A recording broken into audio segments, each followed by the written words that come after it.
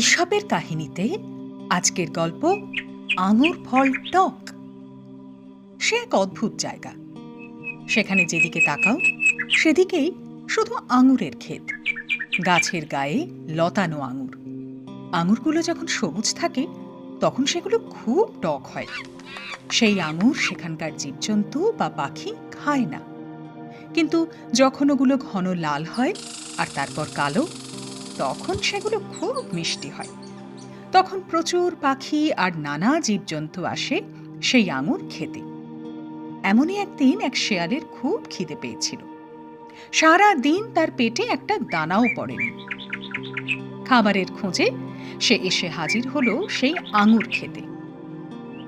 আঙুরগুলো তখন বেশ ঘন লাল হয়েছিল, খুব রসালো আর মিষ্টি খেতে হয়েছিল।